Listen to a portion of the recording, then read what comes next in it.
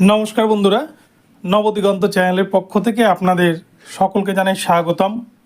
তো বন্ধুরা, আজকে সকালে গুড মর্নিং জানিয়ে আমি আবার একটি নতুন আপডেট আপনাদের জন্য নিয়ে উপস্থিত হয়েছি আমার নবদিগন্ত চ্যানেলে। তো আজকে আমি আপনাদের জন্য যে ভিডিওটি নিয়ে এসেছি সেটি হচ্ছে এসএসসির যে চাকরি বাতিল মামলা, যেটা কিন্তু আজকে উঠতে চলেছে।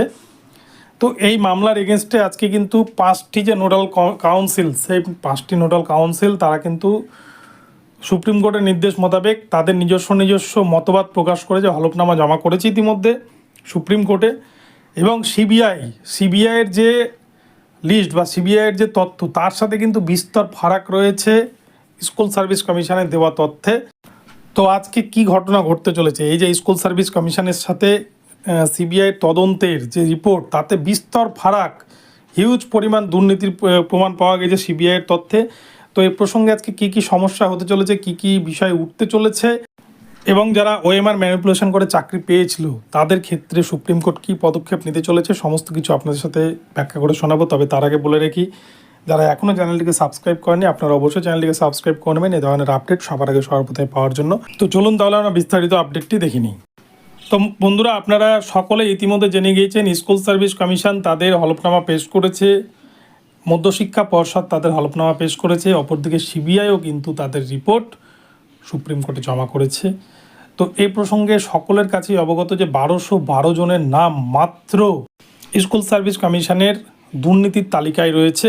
প্রসঙ্গত বলে রাখা ভালো, গত 7ই মে 2024 তারিখের যে শুনানি হয়েছিল সুপ্রিম কোর্টে, সেক্ষেত্রে কিন্তু স্কুল সার্ভিস কমিশন তারা 8000 মতো দুর্নীতি রয়েছে স্বীকার করে নিয়েছিল, এবং তারা পুরো প্যানেল বাঁচানোর জন্য তারা সেগ্রিগেশন করতে পারবে, অর্থাৎ পৃথকীকরণ, যোগ্য অযোগ্য প্যানেল তারা বাছাই করতে পারবে।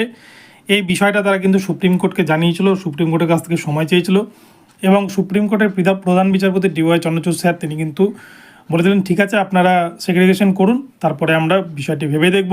কেননা সুপ্রিম কোর্টও চায় না এই অযোগ্যদের সাথে যোগ্যদের পুরো প্যানেল বাতিল হোক। যোগ্যদের জন্য কিন্তু সকলেই ব্যতীত কিন্তু যারা অযোগ্যতার সাথে চাকরি পেয়েছে তাদের কিন্তু যাতে চাকরিটা বাতিল হয়, সেই জায়গায় যাতে যোগ্য ক্যান্ডিডেটরা চাকরি পায়, এটা কিন্তু কোর্ট থেকে আরম্ভ করে সকলেই চেয়েছে। কিন্তু অপরপক্ষে স্কুল সার্ভিস কমিশনের যেটা ভূমিকা, তারা কিন্তু যোগ্য অযোগ্য সকলকেই বাঁচাতে চাইছে, আর যেটাতেই কিন্তু পুরো প্যানেলটাই বাতিল করেছে তারা ইতিমধ্যেই কলকাতা হাইকোর্টে তাদের নিজেদের অবস্থান ঠিক করতে না পারার জন্য। তো এদিকে সিবিআই তদন্ত চালাচ্ছিল। আপনারা জানেন কলকাতা হাইকোর্টে সিবিআই কিন্তু 7150 জনের নামের তালিকা জমা দিয়েছিল, এবং তাদের জন্য পুরো প্যানেলটা বাতিল হয়েছে। সিবিআই নতুন করে সুপ্রিম কোর্টে মামলা আসার পর তদন্ত করাকালীন বহু বিএড প্রার্থী ছিল না, ফেক বিএড দেখিয়ে চাকরিতে জয়েন করেছে, এরকম বহু ক্যান্ডিডেটকে কিন্তু তারা উদ্ধার করেছে। অনেকজনকে নিজাম প্যালেসে ডেকে তারা জিজ্ঞাসাবাদ করেছে, বহু তথ্য কিন্তু উদ্ধার করেছে। ফলে এক কথায় বলা যায় সিবিআইয়ের যে নামের লিস্ট বা তাদের যে নিয়োগ দুর্নীতি তদন্তের তালিকা, তার সাথে কিন্তু বিস্তর ফারাক রয়েছে স্কুল সার্ভিস কমিশনের যে নিয়োগ তালিকা, নিয়োগ দুর্নীতির যে তালিকা, তারা যে 1212 জনের নামের তালিকা জমা দিয়েছে, এর ফলেই কিন্তু হয়তো আবার নতুন করে বিপদে পড়তে চলেছে স্কুল সার্ভিস কমিশন। অপরদিকে মধ্যশিক্ষা পর্ষদ তারা জানিয়েছে কোনো দুর্নীতি তারা পায়নি। এখানে মধ্যশিক্ষা পর্ষদের কোনো দোষ দেওয়া যাবে না, কেননা স্কুল সার্ভিস কমিশন যাকে রেকমেন্ড করে, যাকে অফার লেটার বা যাকে সুপারিশপত্র দেয়, তাকেই কিন্তু মধ্যশিক্ষা পর্ষদ তার ডকুমেন্টসটা যাচাই করে তারা কিন্তু অ্যাপয়েন্টমেন্ট লেটার দিয়ে দেয়। তো এখন বিষয়টা হচ্ছে মধ্যশিক্ষা পর্ষদের দ্বারা কিন্তু বোঝা সম্ভব নয় যে কে ফেক ডিগ্রি নিয়ে বা কে ওএমআর ম্যানিপুলেশন করে চাকরি পেয়েছে, তাই এখানে মধ্যশিক্ষা পর্ষদের দোষ খুব একটা আসবে না। কিন্তু এসএসসি যে রিক্রুটমেন্ট বোর্ড, যারা মূলত নাইসার কাছে কিন্তু উপঢৌকন পাঠিয়ে বহু ক্যান্ডিডেটকে ওএমআর ম্যানিপুলেশন করে চাকরি পাইয়েছে, 0 থেকে 53 পাইয়েছে, 0 থেকে 55 পাইয়েছে, এরকম বহু ক্যান্ডিডেটের উদাহরণ কিন্তু সিবিআইয়ের লিস্টে রয়েছে।